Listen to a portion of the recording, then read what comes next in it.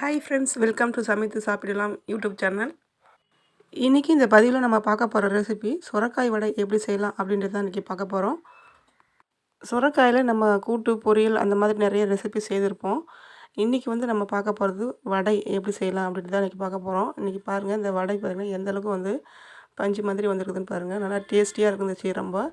இது எப்படி செய்யலாம் அப்படின்றத நம்ம பார்க்குறதுக்கு முன்னாடி நம்ம சேனலை நீங்கள் இப்போ தான் ஃபஸ்ட் டைம் பார்க்குறீங்க அப்படின்னா நம்ம சேனலில் போட்டிருக்கிற ரெசிபிஸ்லாம் உங்களுக்கு பிடிச்சிருந்ததுனாக்கா மறக்காமல் நம்ம சேனலை சப்ஸ்கிரைப் பண்ணி பக்கத்தில் இருக்கிற பெல் ஐக்கானை கிளிக் பண்ணி அதில் ஆல் ஆப்ஷனை கொடுத்து வச்சுக்கோங்க. அப்போ தான் நான் அடுத்தடுத்து போகிற வீடியோஸோடைய நோட்டிஃபிகேஷன் உங்களுக்கு உடனுக்குடன் வந்து சேரும்.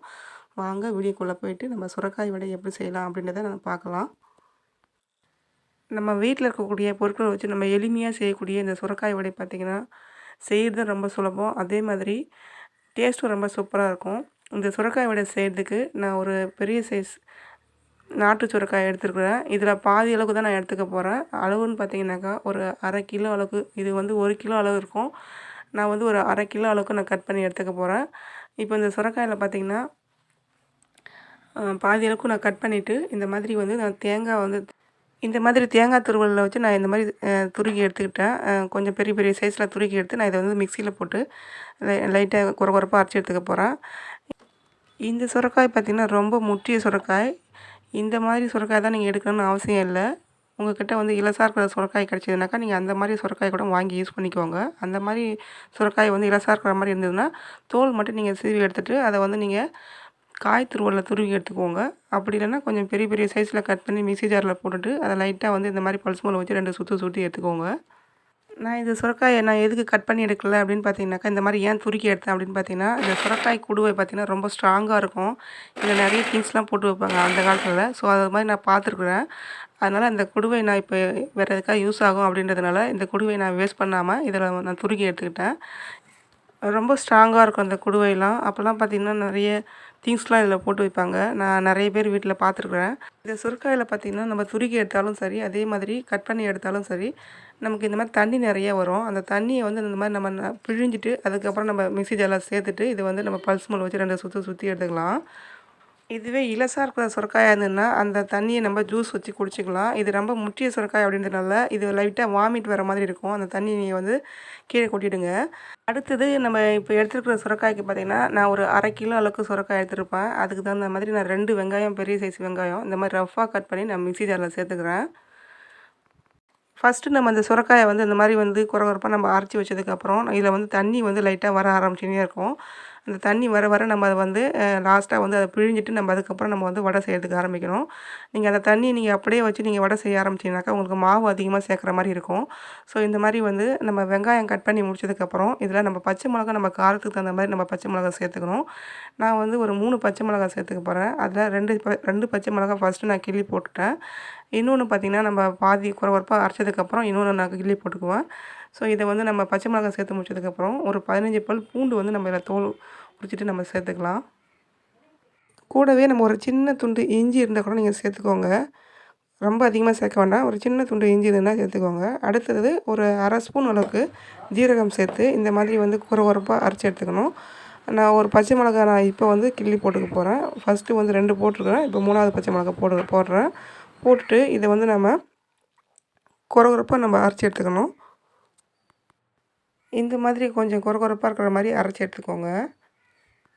நம்ம ஏற்கனவே அரைச்சி வச்சுருக்கிற அந்த சுரக்காய் விழுதோட இப்போ நம்ம அரைச்சிருக்கிற அந்த வெங்காயம், பச்சை மிளகாய் விழுது நம்ம சேர்த்துக்க போகிறோம்.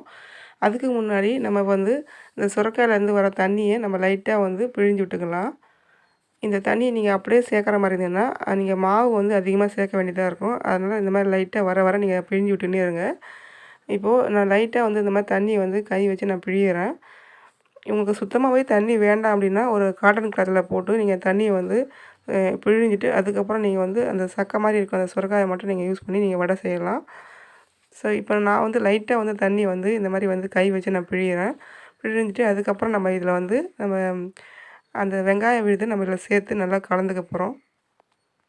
இதே மாவை நீங்கள் வந்து வடை மாதிரி தட்டுறதுக்கு பதிலாக நீங்கள் தோசைக்கல்லில் வச்சு அடை மாதிரி தட்டிட்டு அதுக்கு தேங்காய் சட்னி வச்சு சாப்பிட்டிங்கன்னா பிரேக்ஃபாஸ்ட் ரெடி. ஸோ அந்த மாதிரி கூட நீங்கள் ட்ரை பண்ணி பாருங்கள். இது வந்து நம்ம ஆயிலில் பொரிக்கணும்னு அவசியம் இல்லை. நீங்கள் வந்து அடை மாதிரி நீங்கள் செய்து பெரியவங்க, வயசானவங்களாம் சாப்பிட்ற மாதிரி இருந்ததுன்னா நீங்கள் அடை மாதிரி செய்து கொடுக்கலாம். வெஜிடபிளே பிடிக்காத குழந்தைங்க நிறைய பேர் இருப்பாங்க. அந்த மாதிரி இருக்கிற குழந்தைங்களுக்கு இந்த மாதிரி வடை மாதிரி செய்து கொடுங்க. பெரியவங்களா இருந்தாங்கன்னா அடை மாதிரி செய்து கொடுங்க. அடுத்தது இது கூடவே நம்ம 2 கொத்து கருவேப்பிலையை பொடிசா கிள்ளிட்டு நம்ம இதையும் நம்ம இது கூட சேர்த்துக்கலாம். நம்ம எந்த அளவுக்கு சுரக்காய் எடுத்துக்கிறோமோ அதுக்கு ஈக்குவலாக பார்த்திங்கன்னா நம்ம அரிசி மாவு சேர்த்துக்கணும். இப்போ நான் சேர்க்குற அரிசி மாவு பார்த்திங்கன்னா பச்சரிசி மாவு. இந்த மாவு கூட நம்ம வந்து சுரக்காய்க்கு ஈக்குவலாக நம்ம மாவு சேர்க்குறதா இருந்தாலும் கூட நம்ம வந்து கொஞ்சம் கொஞ்சமாக தான் சேர்க்கணும். இப்போ இது கூடவே பார்த்திங்கன்னா தேவையான அளவுக்கு நம்ம வந்து உப்பு சேர்த்துக்கலாம். நம்ம இந்த மாதிரி வந்து கொரகொரப்பா அரைச்சி வச்சுருக்கிற அந்த சுரைக்காயில் தண்ணி அதிகமாக இருந்ததுன்னா மாவு அதிகமாக தேவைப்படும். இதுவே தண்ணி குறைவாக இருந்ததுன்னா மாவு கொஞ்சமாக தேவைப்படும். ஸோ அப்போது நம்ம வந்து மாவு கொஞ்சம் கொஞ்சமாக சேர்த்து பிசையும் போது நமக்கு கரெக்டாக வந்து மாவு எந்த அளவுக்கு தேவையோ அந்த அளவுக்கு சேர்த்துட்டு மீதினாலும் நம்ம எடுத்து வச்சுக்கலாம். ஸோ அதனால் இந்த மாதிரி மாவு வந்து கொஞ்சம் கொஞ்சமாக சேர்த்து பிசைய ஆரம்பிக்கணும். இந்த மாதிரி மாவு பிசைஞ்சு இருக்கும்போதே பார்த்திங்கன்னா நான் வந்து ஒரு 1/2 ஸ்பூன் அளவுக்கு பார்த்திங்கன்னா சோம்பு சேர்த்துக்கிறேன். சோம்பு ஃப்ளேவர், ஜீரகம் ஃப்ளேவர் இது 2மே இந்த வடைக்கு டேஸ்ட்டும் சரி, அதே மாதிரி இந்த ஸ்மெல் வாசனையும் சரி ரொம்ப தூக்கலாக இருக்கும். ஸோ அதனால் சோம்பும் ஜீரகமும் சேர்த்துக்கோங்க. சேர்த்துட்டு இந்த மாதிரி நல்லா கலந்து கொடுத்துட்டு வடை பக்குவத்துக்கு நம்ம வந்திருக்குதான்னு ஒரு தடவை செக் பண்ணி பார்த்துக்கோங்க. அதே மாதிரி நம்ம அரிசி மாவு கொஞ்சம் கொஞ்சமாக சேர்த்ததுனால உப்பு கொஞ்சமாக உங்களுக்கு பத்தாமல் இருக்கும். அதனால் நம்ம கொஞ்சமாக வந்து உப்பு சேர்த்துட்டு நல்லா இந்த மாதிரி கலந்து கொடுத்ததுக்கப்புறம் நம்ம இதை வந்து கரெக்டாக வடை பக்குவத்துக்கு வந்ததுக்கப்புறம் இந்த மாதிரி சின்ன சின்ன உருண்டையாக பிடிச்சி வச்சுக்கணும். அடுத்தது நம்ம இதை வந்து ஒரு ஆயில் கவரில் தட்டி போட்டால் உங்களுக்கு ஈஸியாக இருக்கும். அப்படி இல்லைனா நீங்கள் கையிலே கூட நீங்கள் தட்டி போட்டுடலாம் வடை மாதிரி. அதாவது நம்ம உளுந்து வடைலாம் நம்ம எப்படி செய்வோமோ அதே மாதிரி வந்து வந்து ஆயிலில் தட்டி போட்டு நம்ம எடுக்க போகிறோம். ஸோ இதை வந்து நான் கையிலே வந்து இந்த மாதிரி வந்து லைட்டாக வந்து ப்ரெஸ் பண்ணிவிட்டு நடுவில் ஒரு ஹோல் மாதிரி போட்டுட்டு நம்ம வந்து உளுந்து வடைக்கெலாம் நம்ம எப்படி செய்வோமோ அதே மாதிரி நான் இப்போ வந்து தட்டி ஆயிலில் பொரிச்சு எடுக்க போகிறேன். இப்போ நம்ம எடுத்துருக்கிற மாவு எல்லாமே இந்த மாதிரி நீங்கள் தட்டி வச்சுட்டு நீங்கள் ஆயில் அதுக்கப்புறம் நீங்கள் சூடு பண்ணி நீங்கள் எல்லாத்தையும் ஒன்றாவே பொரிச்சு எடுத்துக்கலாம். அப்படி இல்லைன்னா நீங்கள் ஒவ்வொன்றா நம்ம உளுந்து வடைக்கெலாம் நம்ம எப்படி செய்வோமோ அந்த மாதிரி கூட நீங்கள் தட்டி போட்டுக்கலாம். இப்போ நம்ம ஸ்டவ் ஆன் பண்ணிவிட்டு அதில் ஒரு கடாயை வச்சு நம்ம பொரிக்கிறதுக்கு தேவையான அளவுக்கு நம்ம ஆயில் சேர்த்துட்டு இப்போ நம்ம தட்டி வச்சுருக்கிற வடையில் ஒவ்வொன்றா எடுத்து நம்ம இந்த மாதிரி ஆயிலில் போட்டு பொரிச்சு எடுக்க போகிறோம். இந்த மாதிரி நம்ம வடையை போட்டு பொரிக்கும் போது பார்த்திங்கன்னா ஃப்ளேமை நம்ம மீடியம் ஃப்ளேமில் வச்சு தான் பொரிக்கணும். ஃப்ளேமை ஹையில் வச்சு நீங்கள் பொரிச்சிங்கனாக்கா உள்ளே வேகாமல் இருக்கும், வெளியே டக்குன்னு கலர் மாறிடும். அதுவே ஸ்லோவாக வச்சிங்கனாக்கா உங்களுக்கு எண்ணெய் குடிக்கிறதுக்கு வாய்ப்பு இருக்குது. ஸோ அதனால் மீடியம் ஃப்ளேமில் வச்சுட்டு நீங்கள் பொரிச்சு எடுத்துக்கோங்க. இப்போ 2 சைடுமே பார்த்திங்கன்னா கலர் மாறி இருக்குது. நல்லா வெந்து நல்லா 2 சைடுமே கலர் மாறி இருக்குது. இந்த ஸ்டேஜில் நம்ம ஆயில் வடிகட்டிட்டு வெளியில் எடுத்துக்கலாம். இதே மாதிரி மீதி இருக்கிற எல்லா வடையும் வந்து ஆயிலில் பொரிச்சு எடுத்துக்கலாம். இப்போ நான் ஒரு வடை எடுத்து உங்களுக்கு காமிக்கிறேன். எந்த மாதிரி உங்களுக்கு வந்து சுரைக்காய் வடை நல்லா வந்து உள்ள பஞ்சு மாதிரி நல்லா வெந்து வந்திருக்குதுன்னு சொல்லிட்டு பாருங்கள். இந்த வடை பார்த்திங்கன்னா நல்லா வந்து சூடாக இருக்கும்போது பார்த்திங்கன்னா ரொம்ப கிறிஸ்பியாகவும் டேஸ்டியாகவும் ரொம்ப சூப்பராக இருக்கும். பார்க்கவே எப்படி இருக்குது பாருங்கள், நல்லா சூப்பராக கிறிஸ்பியாக நல்லா மொறு மொறுன்னு வந்திருக்குது பாருங்கள் வடை. டேஸ்ட்டும் ரொம்ப சூப்பராக இருக்கும். இந்த வடையை நீங்கள் செய்து பாருங்கள். இதே மாதிரி நீங்கள் செய்து பாருங்கள். டேஸ்ட் ரொம்ப நல்லாயிருக்கும். இப்போது இந்த வடை பார்த்திங்கன்னா நம்ம சூடாக இருக்கும்போது நல்லா கிறிஸ்பியாக மொறுமொறுன்னு இருக்கும். நம்ம சுரைக்காய் பார்த்திங்கன்னா நீர்க்காய் அப்படின்றதுனால உங்களுக்கு லைட்டாக சூடு ஆற ஆற பார்த்திங்கன்னா அந்த கிறிஸ்பினஸ் வந்து லைட்டாக குறைய ஆரம்பிக்கும். இந்த வடையோட டேஸ்ட்டு பார்த்திங்கன்னா சூடாக இருக்கும்போதும் டேஸ்ட்டாக இருக்கும், சூடு ஆறினாலும் டேஸ்ட்டாக இருக்கும். ஸோ நீங்கள் டேஸ்ட்டை பற்றி கவலைப்பட வேண்டாம். டேஸ்ட் ரொம்ப நல்லாவே இருக்கும். ஸோ தாராளமாக இந்த வடையை செய்து சாப்பிட்லாம். இதுவே நீங்கள் அடை மாதிரி செய்து சாப்பிட்ற மாதிரி இருந்ததுன்னா தேங்காய் சட்னி வச்சு சாப்பிட்லாம். வயசானவங்களாக இருந்தாங்கனாக்கா இந்த மாதிரி ஆயிலில் பொரிக்கிறது ஆகாது அப்படின்னா நீங்கள் அடை மாதிரி தட்டி கொடுங்க. சுரைக்காய் வந்து நீர்க்காய் அப்படின்றதுனால பிரேக்ஃபாஸ்ட்டாக சாப்பிட்லாம் அடை மாதிரி செய்து கொடுத்தீங்கனாக்கா. ஸோ நீங்கள் அடை மாதிரி செய்தீங்கன்னாக்கா மார்னிங்கில் செய்து கொடுங்க. இதே மாதிரி மீதி இருக்கிற எல்லா மாவுலையும் நான் வந்து வடை மாதிரி தட்டி போட்டு எடுத்துக்கிட்டேன்.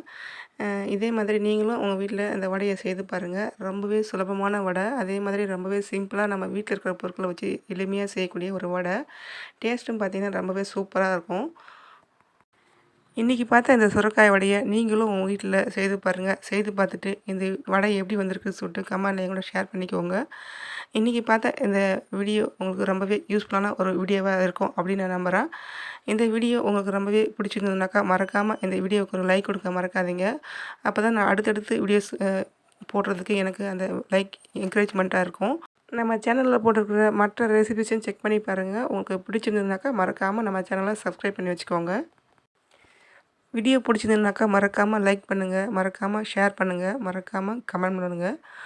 ரொம்ப ரொம்ப முக்கியமாக மறக்காமல் நம்ம சேனலை சப்ஸ்கிரைப் பண்ணி வச்சுக்கோங்க. அப்போ தான் நான் அடுத்தடுத்து போகிற வீடியோஸுடைய நோட்டிஃபிகேஷன் உங்களுக்கு உடனுக்குடன் வந்து சேரும். தேங்க்ஸ் ஃபார் வாட்சிங். தேங்க்யூ.